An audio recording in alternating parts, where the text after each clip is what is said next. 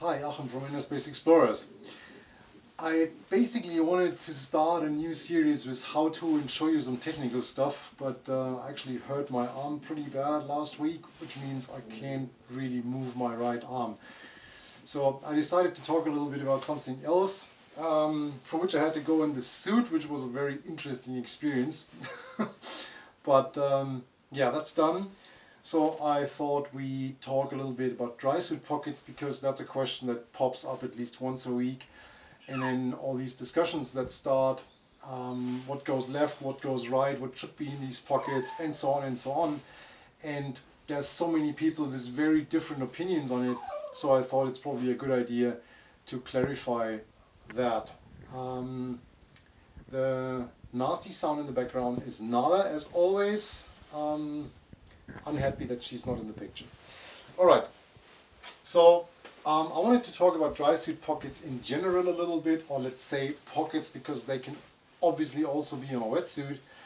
And as a lot of people want to put pockets that they can buy as accessories on their suit themselves, there's the first thing that we need to talk about is positioning of those pockets. So first of all, they need to be on the side. I frequently see pockets on the front. There's a manufacturer actually doing that. I don't want to mention the name, but that's sheer nonsense. You don't want your pockets here, because when you start kicking with your legs, first of all, they're in the dirt. So it's way easier also to lose things out of these pockets if they're not clipped in properly. And obviously they produce drag, and with if you have the kicking motion, actually they start to actually produce even more drag. So they have to be on the side. They can even be a couple of degrees towards the back side. Obviously also not on the back, but it's better they're a little bit further back than a little bit further to the front. The next thing is the height of these pockets. It's a very simple rule. When you're standing like this, yeah, your hand should be in the pocket, right? So you don't have to be, I need to reach in my pocket, and the same thing is not like somewhere here. So obviously they should not be on the knee, so to speak. So you need to be able to bend your knee without having the pocket somewhere glued over that area, because that will obviously restrict the possibility of movement. And they should not interfere with the, if you have a telescope body on a tri-laminate suit, that obviously shouldn't interfere. So nothing worse than if you want to open the pocket and you end up with this one, and these things just start getting in conflict with each other. So that's number one. As an alternative, for example, you can always wear these, I don't know what the name is, these pants that you can actually take over a wetsuit that have these pockets attached. Then they are normally positioned quite well, but they should be above your knee, below the telescope, and so your hands actually can go in the pockets without you shifting left and right. Alright, that's the first thing. Second thing is, how should a pocket, what should a pocket be like? So I'm not sure how good you can see that, but first of all, they should not be closed by a zipper. Why? Zippers tend to fail. So best thing you can have is, you're in an emergency situation, you have to access your pocket, you can't open the zipper because it's salty or ripped or whatever. So always use a Velcro pocket like this. That's the best thing to do. What I always have in these flappers that close the pocket, I have a small zipper pouch here with two small bungees in. And for example, in my right one, I always have a spare double ender. You know, if you follow this channel, that we have the concept of the working double ender. It's on the right side. I just can't move my arm up there. So normally I have my working double ender on my right D-ring, but obviously I can drop that, I can lose it, I can substitute, for example, a lost one on a spool or something like that. So I have another double ender in one of these pouches. If I do ocean dives far from shore, for example, I also have a signaling device in there, like a small whistle, something like that. Or if it's something bigger, then sometimes these signaling cartridges that spring-loaded, so you can shoot like one of these red rockets, how do you call that? Like a Nico signal. That's it doesn't have to be from Nico, but then you probably know what I mean. Put a link in the description here. So they would go in there as well, neatly stored away, and they do not interfere with the real content of the pocket. So then, and I mean, there is a zipper here, which I usually take a lot of care, so WD-40, whatever, just rinse it properly with fresh water. But I mean, if that doesn't really open up, I could theoretically cut it open without having issues with the suit itself, and depending on what there's in, is normally just an add-on to what I really need. So that's the first thing. Then the pocket itself. The pocket itself has behind the pocket another Velcro opening for my wet notes. Here and here, right? So you may wonder like, okay, but where does he put his wet notes? So why does he have it left and right? I'm talking about that in a minute. But here's my wet notes. Super flat, easy to store, and I do not have to open my pockets to take out my wet notes, which I find very handy as I use the wet notes a lot. And obviously the less stuff I have in my pockets, the less trouble I have if I need to find something. So the pocket itself is divided. There is a very small pouch on the inside, which originally probably was designed for the wet notes. But that allows me to put stuff away from the main pocket. And then I have the big main pocket, which has these two loops, one here and one on the back side, which allows me to clip my items in. And then obviously I have two riveted holes on the back so the water can drain out properly. So there's two more holes here, which would allow me to add in additional bungees, which I normally don't do, because the more bungees you have in, the more drama, obviously, when you pull something out.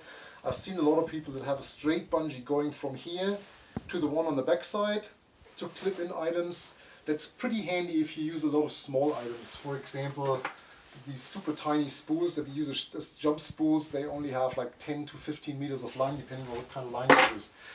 But that's the type of pockets I use. So one on the right, one on the left, the right's exactly the same. So now let's talk a little bit about the things that go in these pockets and why they go left or right. So what I normally, and we talk technical diving now, so don't think that this is what I take when I go for my 10-meter dive in the local quarry or something like that. We talk about technical diving, cave diving, wreck diving, whatever, and obviously it's not all these items on each of those dives. I just wanted to talk about general items that I use in certain technical dives, and obviously I take only what I need. The rest stays home, makes it easier. Only bring what you need. So, a very common item is, let me start from another point. Generally we talk about a separation between left and right. So on the right side I normally have my primary items. I have my primary regulator on my right first post. I have my canister light on the right side, if I still use a canister light. On the left side is my spares, so my backup lights on the left side. My backup regulator comes from my left post. So we generally try to keep these things in that order. So in the very beginning, that was the same with the pockets. That was very easy. Emergency stuff, backup stuff, left side, items that I use, right side. The big issue is that we carry the stages on the left side. So if it's one, manageable. If it's more stages, suddenly that becomes a little bit more complicated to access the left pocket, because normally the stage is kind of in the way.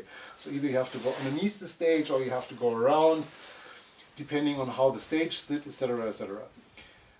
So obviously, if it's an emergency item or an item that I need in case of an emergency, then I want easy access. So that's the reason why we switched sides here. Sorry, my arm. And the emergency items go on the right side. And the things that I just bring because I may need them go on the left side. So that means, for example, backup mask always goes on the right side. The backup mask is on my right side, easy accessible. It's clipped in and it's attached with a double ender. I frequently see people putting a bolt snap on the mask strap. because they think, okay, then I can't lose the mask. Yeah, well, true, but then, especially like cave diving or inside a wreck, you put that mask on and then you have this bolt step sticking out from your head. Always gives me interesting ideas when I teach, and people do this. Tend to take lift bags or stuff and clip it in there. Very funny. So don't do this. That's nonsense. So always use a clip that you can remove and you only have the mask. Think about it. We try to streamline our equipment and produce the smallest amount of possible snags and stuff, and then you dive with a mask in an emergency situation because you're using your emergency mask already. You don't have any additional spare, and then you have a fixed bolt snap sticking out from your head. That's not a good idea at all. All right. So another item that a lot of people have in their pockets and that is frequently discussed is the safety spool and the safety SMB. So that's two very different items. So let's take both of them out here. So here's a safety spool and here's an SMB. So the safety spool is something I always have when I go wreck diving or when I go cave diving. The safety spool is an item I want to pull out. I lost the line, I lost the body, whatever. I do a search pattern in a cave. So I want a spool that's on my right side always, and it's an emergency item. The last thing I want to do is I want to detach it from something. So I lost my body or I lost the line. I don't want to take out my SMB and then detach the spool or something like that to get my emergency off. So that's two different items. That's my emergency spool, and that goes in my right pocket. Nowhere else. End of story. So this, on the other hand, is my SMB. And there it depends if it goes on the right or on the left side. So let's say we do a dive and we know we don't need it, but it might add some comfort, might be easier to ascend. For whatever reason, you want to put a signal to the boat, you want to carry one of these. You want to carry one of these. You don't have to carry one, you want. So I put it in the left pocket. It's not an item that I need in some case of emergency or whatever. It's just nice to have, put it in the left pocket. It's not an emergency item. And I usually have it pre-attached. Obviously, if you don't need it and you just want to carry one, you can separate these things, but that obviously means you have to put them together when you want to use it. I always find it way more comfortable if I just remove this one bolt snap and I have this ready to be used. So on the other hand, if I know I'm going to have to shoot one of these, means it's not an emergency item, but it's an item that I have to use at a certain point of the dive. So my dive's over, I start my ascent, and I have to signal to the boat that, for example, I'm leaving the wreck and I'm going into my ascent, and that's a free drifting ascent. Means I have to shoot an SMB so the boat knows where I am and the boat can follow me. It's not an emergency, but obviously there's a certain point in the dive where I need this item. I'll put it on my right side. It's easier, accessible, and I don't have to fumble around with some stages or whatever. If you don't dive for stages, you may put it on the left side. As said, it's not an emergency item, but obviously still there's a certain point where, okay, now take it out. If, for example, I do a dive where I use a real lift bag, the one that I carry in the back pouch of my back plate, and I have to send it from a greater depth, then this becomes the safety, the emergency, the second chance. So my lift bag fails for whatever reason, I lose it, I lost my team, for example, or a team lost me, whatever. So the guy who has the storage and the reel, and I'm just suddenly on my own, I need to send this up. It's an emergency item. Obviously it's in the right pocket. And then of course it is attached, it is pre-attached. You don't want to take this out and then drop one thing while you try to put it another. It takes you another minute where you're drifting somewhere. That's not what you want. So you have it like this, you take this out and you can shoot it. It's ready to go. And then again, bolt snap, even if you drop it, I have a spare. I have one here and I have one in my right pocket. So plenty of space and I'm prepared for whatever scenario. Yeah, perfect, like underwater. Okay, another thing that I have normally, especially if I go wreck diving, is an emergency cutting device. I didn't want to bring my backblade now, but normally if you know our configuration, I have a knife and a line cutter on my belt in the front where I can access it with both hands, and I have visual control. So not somewhere on an arm or on an inflator or wherever, on the belt, I can see it and I can reach it with both hands. Nevertheless, there might be in a wreck dive, you may have to cut a cable or steel wire or something like that. There's actually even caves where people use telephone cables and stuff like that, where you want to have one of these as well. So obviously that's an emergency item. I have to use it in an emergency or in an unpleasant situation, so it goes on the right side. And here comes, I'm not sure how good you see that, there is this second pocket here. So my big pocket where my mask was and where the S&B was is empty now, and there's this small flat pouch where my where the wet notes normally would go, but I have my wet notes here as I showed you before, and here I have my emergency cutting device. And that is a wire cutter as it's used from bike mechanics to cut actually the steel cables for the brakes or for the shifter on like a mountain bike. It's stainless steel, and it looks a little bit like a claw. It looks very different, very similar actually for the stuff that you use to clip the nails of a dog or of a cat, but they usually are way worse from the quality. So you want one that a mechanic uses for these steel wires. They are literally undestroyable. I have a little bungee here to keep it close. I have a bolt snap attached, and that is what I use for these cables in wrecks and stuff. And obviously, as this has a sharp tip, I mean, as it is closed with the bungee here, it cannot accidentally open, but that can obviously come loose, and then you have the blades open. That's why I don't have it in my normal pouch, but it is relatively flat, so I have it behind there, pushed in. I don't know how good this is visible on the camera, but that's where it goes. I clip it in, and it cannot interfere with the things in the big pouch. So I can push it really deep, so even the bungee is gone, and my pouch is still empty for other items. That's basically the main things that go in these pockets. And as I said, you have to make a decision. Is it an emergency item or not? Especially the S&B and the spool. Depends on what kind of dive you do and what kind of procedure you're planning for, and then that depends on where you put it. So this discussion is that I sometimes see like this has to be on the left or this has to be on the right side. There is no definite answer for that. Other items, like for example, that's a tool to measure distance on a line. Let's just first talk about that stuff. These are items that you normally bring for special tasks on special dives. I usually don't put that stuff in my pockets. If there's space, yeah, maybe, but I tend to put that on a D-ring, either on the back D-ring where it's really nice out of the way.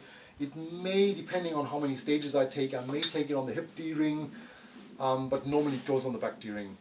So, and then, I mean, yeah, it's a special task, it's a special tool. Normally not in the pocket. Same goes for cave arrows and cookies.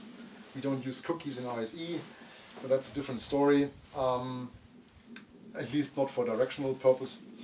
And I usually don't have these in the pockets. I normally have spares in the pockets, then they go in this small pouch here, like, I don't know, 3 arrows or something like that as the ultimate reserve. But normally that goes somewhere on a D-ring because I want to access it, right?